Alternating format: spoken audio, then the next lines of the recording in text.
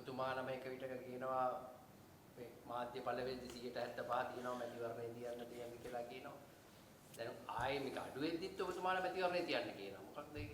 අපි හැමදාම අඩු වෙනකොටත් වැඩි වෙනකොටත් කියලා තිබ්බේ නැහැ. අපි කිව්වේ පළාත් සභා මැතිවරණේ තියන්න කියන එක.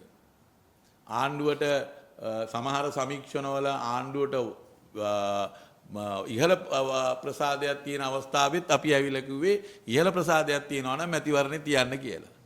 දැන් අපිට කියන්න වෙලා තියෙන්නේ මේ අලුත් සමීක්ෂණ වල තියෙන වැඩි ප්‍රතිඵලය පහළ තත්ත්වයක් තියෙන ආණ්ඩුව ගැන ප්‍රසාදය.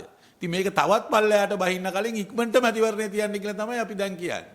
එහෙනම් අපි මැතිවරණ තියන්න කියන එකේ වෙනසක් වෙලා නැහැ.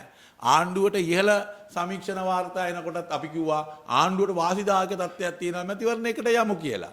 දැන් මේ ඊයේ ආපු වෙරටේ රිසර්ච් ආයතනයෙන් ආපු වාර්තාවල ආණ්ඩුව ගැන තියෙන්නේ ඊටාම පහළ ප්‍රසාදයක් තියෙන්නේ. ඒත් අපි කියන්නේ මැතිවරණේ තියන්න.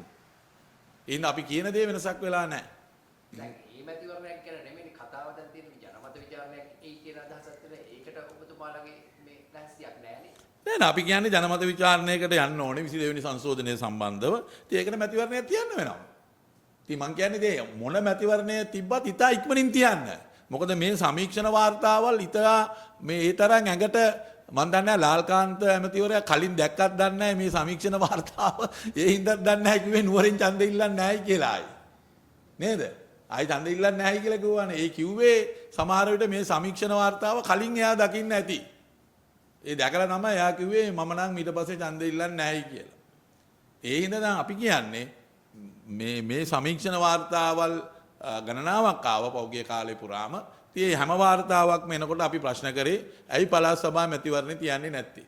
පළාත් සභා මැතිවරණේ තියන්න පුළුවන් සුළු සංශෝධනයයි කරන්න තියෙන්නේ. ඒ සංශෝධනය කළා මැතිවරණයට යන්න පුළුවන්. ආණ්ඩුවටත් හොඳයි. ආණ්ඩුවටත් මේ මැතිවරණ තියෙන එක හොඳයි. මොකද සාමාන්‍යයෙන් අවුරුදු දෙකකට එක සැරයක් මැතිවරණයක් තියෙනවා. අපේ රටේ එහෙම මැතිවරණ තියලා තිබෙන හැම ආණ්ඩුවක්ම පාර්ලිමේන්තු මැතිවරණයෙන් පස්සේ පළාත් පාලන මැතිවරණ පළාත් සභා මැතිවරණ ඒ ආණ්ඩුවේ කාල සීමාව තුලදී ප්‍රධාන මැතිවරණයේ එන්න කලින් පවත්වන්නේ මොකටවත් නෙමෙයි. ඒ ආණ්ඩුවට තිබෙන ජනතා ප්‍රසාදය හා ජනතාවගේ තියෙන කැමැත්ත දැනගන්න තමයි ඒ අතුරු මැතිවරණවල් මේ ඒ ආණ්ඩු පාලන කාලය ඇතුළත දාන්නේ.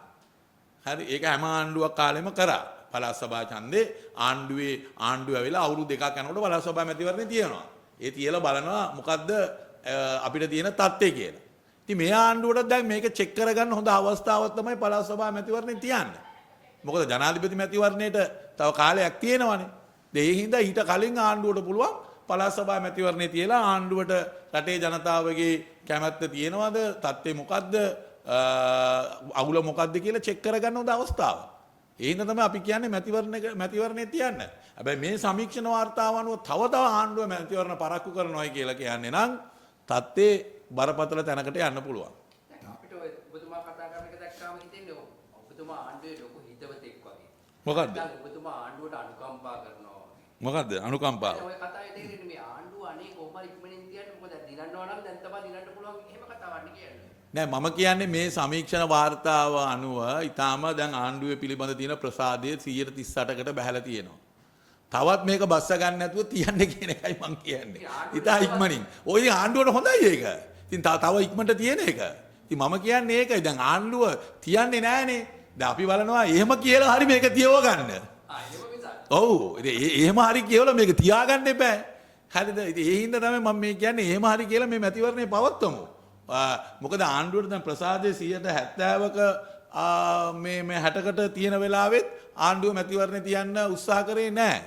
ඉතින් ඒ හින්දා දැන් අපි බලනවා මේ දැන් මේ වාර්තාව අනුව 138යි සමීක්ෂණ වාර්තාව අනුව ආණ්ඩුවට සහයෝගය තියෙන්නේ. ඉතින් ඒකත් තව අඩු කරගන්න නැතුව ඉක්මනට තියමු කියන එකයි මම කියන්නේ. ඉතින් ඒක හොඳ දෙයක් නේ. ඔයා හිතනවාද ඒක නරක දෙයක් කියලා? නෑ හොඳයි. හොඳයි නේ ඉතින් ඒක තමයි. ඒක උපදේශක් විදිහට දෙන්නේ ඔය නේද? මොකද ආණ්ඩුවට උපදෙස් දෙන්න ඕන තරම් කට්ටිය අපි උපදෙස් දෙන්න ඕනේ නැහැ. මම මේ උත්සාහ කරන්නේ ඉක්මනට මැතිවරණය පවත්වා ගන්න. අපිට දැන් ඒක මුරුන් ගත්තේ තියනවා ගේ ආණ්ඩුව. මොකද්ද? ඔබතුමා මුරුන් ගත්තේ තියලා නෑ මුරුන් නෑ මං කියන්නේ 138යි. දැන් අවුරුදු දෙකකට කිට්ටු වෙලා තියෙන්නේ. හරිද? මම කියන්නේ මේ ආණ්ඩුවට මේක තවත් පල්ලයට බස්ස ගන්න එපා. හරිද? ඒක තවත් පල්ලයට බස්ස ගත්තොත් එහෙම ආණ්ඩුවේ පැවැත්මට පවා ප්‍රශ්නයක් එන්න පුළුවන්. ඒ හින්දා තමයි ඉක්මනට මේක තියන්න කියලා කියන්නේ.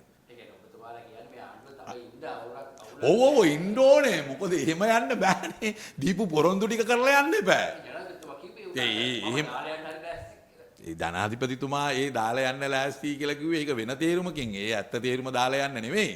හරිද? ඒක ඕගොල්ලෝ නිකන් තේරුම් ගත්තා මේ ජනාධිපතිතුමා දාලා යන්න ඉන්නේ කියලා. එහෙම දාලා යන්න තේරුමකින් නෙමෙයි. අපිත් කියන්නේ මේ පොරොන්දු වෙච්ච දේවල් තියෙනවා. මේ රටේ මේගොල්ලන්ව විශ්වාස කරලා ඡන්දේ දීපු ජනතාවක් ඉන්නවා. මේගොල්ලෝ මේ දේවල් කරයි කියලා. ඉතින් ඒ දේ කරන්න ඕනේ.